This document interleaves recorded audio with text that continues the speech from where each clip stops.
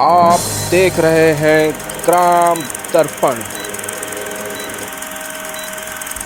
खेत में काम कर रहे ग्रामीण पर भालू ने हमला कर दिया, जिससे किसान के जांघ में गंभीर चोट आई है। घटना की सूचना मिलते ही वन अमला मौके पर पहुंची और मेडिकल कॉलेज में भर्ती करवाया। मामला रायगढ़ रेंज का है। बताया जाता है कि किसान खेत में काम कर रहा था। इस दरमियान भालू अपने जंगल से निकलकर किसान के सामने आया और किसान पर हमला बोल दिया। सड़क की समस्या जिले में रिकॉर्ड तोड़ रहा है। अभी हाल ही में बने छाल से धर्मजयगढ़ पत्थलगांव नेशनल हाईवे पर खतरों के खिलाड़ी ही सफर कर सकता है एवं सफर करने वाला दुर्घटना की जिम्मेदारी स्वयं ले तो ही सफर करें। इसमें सरकार की कोई जिम्मेदारी नहीं होगी। इसी को देखते हुए छाल से घरघोड़ा जाने वाले रास्ते में कोई गड्ढे को देऊर मार्ग के पास पाटा जा रहा है। लगातार दुर्घटनाओं को देखते हुए सड़क बनाने की मांग की गई, लेकिन सड़क नहीं बन पाने से ग्रामीण खुद ही फावड़ा लेकर गड्ढों को भरने का बीड़ा उठा लिया है और ग्रामीण पक्की सड़क का कच्ची मिट्टी से पाट कर शासन की इज्जत को बचाने की कोशिश करते नजर आए। रायगढ़ से घरघोड़ा जाने वाले मार्ग पर लगभग प्रतिदिन जाम की स्थिति बनी रहती है। इस रोड पर सफर करने वाले वाहनों को हमेशा जाम की परेशानी झेलनी पड़ती है। जाम की विकट स्थिति में एम्बुलेंस भी फंसकर घंटों खड़े होने के लिए मजबूर हो जाते हैं, जिससे मरीजों की जिंदगी खतरे में पड़ जाती है। मंगलवार को भी लगभग 8 किलोमीटर तक वाहनों की लंबी कतारें लग गई थी। इससे रायगढ़ से लाखा और घरघोड़ा की ओर जाने वाली वाहनों को घंटों में जाम में फंसे रहना पड़ा।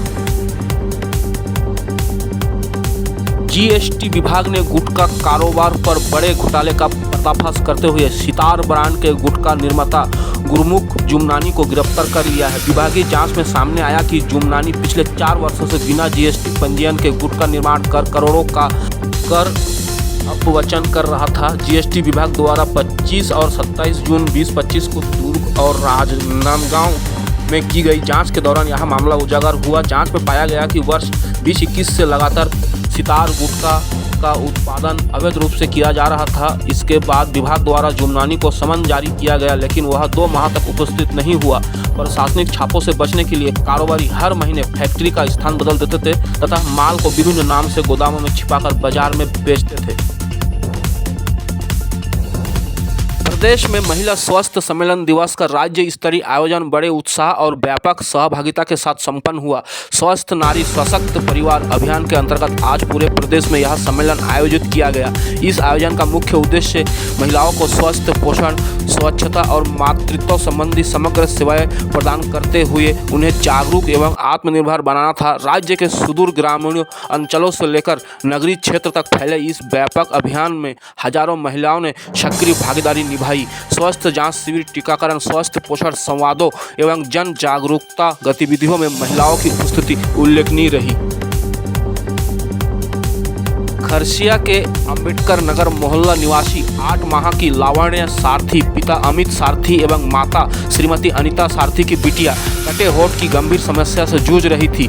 समाज सेवा और मानवीय संवेदनाओं की मिसाल पेश करते हुए बड़े डुमरपाली के युवा समिति ने इस नन्ही परी की जिंदगी में खुशियां लौटा दी। रायपुर के बड़े अस्पताल में इसका सफल ऑपरेशन हुआ, जिसके बाद लावण्य के चेहरे पर फिर से प्यारी मुस्कान लौट आई है। इस कार्य में युवा कांग्रेस नेता तारेंद्र दंडसेना के नेतृत्व में बड़े डुमरपाली युवा समिति के सदस्य ने जी जान से सहयोग किया।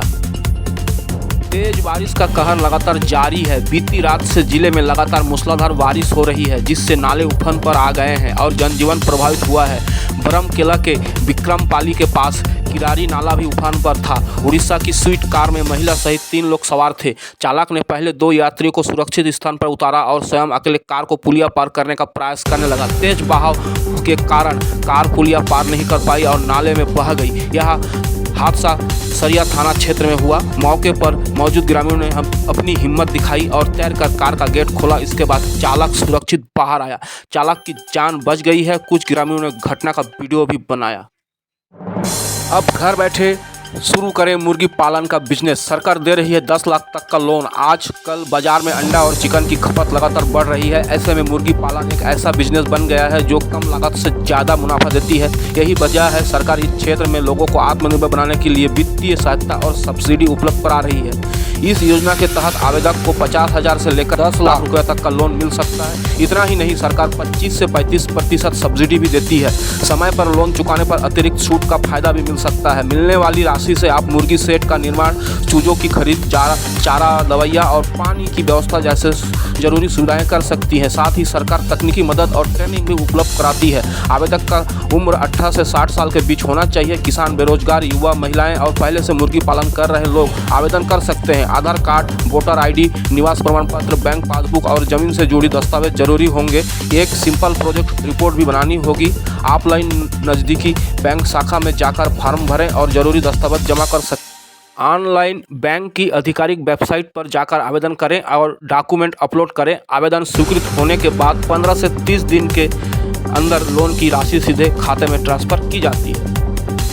ग्राम पंचायत ने सड़क किनारे 200 नग पौधरोपण का कार्य मनरेगा योजना के माध्यम से संपन्न कराया है। जिस कार्य को अनेक पंचायत में देखने पर जमीनी हकीकत कुछ और ही नज़र आती है, वहीं कुछ पंचायत के कार्यकर्ताओं की लगन और इच्छा शक्ति से इस कार्य को सही मुकाम भी मिल रही है। ग्रामीणों ने कहा कि 22 के रोजगार सचिव ने पौधों की रोपण के लिए किसी भी तरह की कमी नहीं होने दिया है। खाद एवं कार्य की गुणवत्ता से किसी भी तरह का समझौता नहीं किया है। उचित एवं समुचित व्यवस्था एवं जिम्मेदारी के साथ पौधों को बचाने की पूर्ण प्रयास की इच्छा शक्ति के साथ अपने कर्तव्य को निभाने की इच्छा शक्ति कहीं न कहीं इस पंचायत के वर्तमान कार्यकर्ताओं में दिखने को मिल रहा है।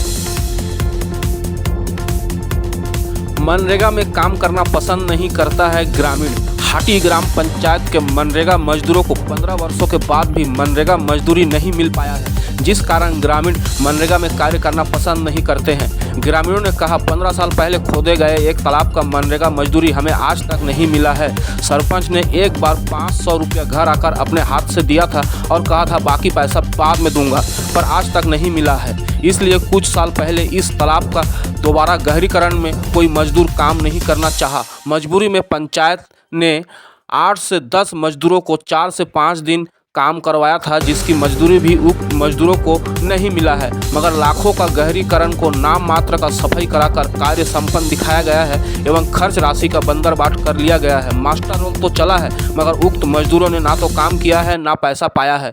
जो मजदूर काम किया था वह भी पैसा ना मिलने की शिकायत कर रहे हैं। खाते के माध्यम से भुगतान होने का नियम है, उसके बावजूद भी मजदूरों को भुगतान ना मिलना एवं फर्जी मजदूरी भ्रष्टाचार करने वाले तक सही सलामत पहुंच जाना अनेकों सवालों को जन्म देती है। जरूरत है हाटी पंचायत के मनरेगा मजदूरों से मिलकर वास्तविकता को सामने लाने की, नहीं तो इस पंचायत में आने वाले दिनों में एक भी मनरेगा मजदूर नहीं मिलेगा और फर्जी मास्टर रोल के सहारे सारे मनरेगा कार्य संपन्न होते रहेगा।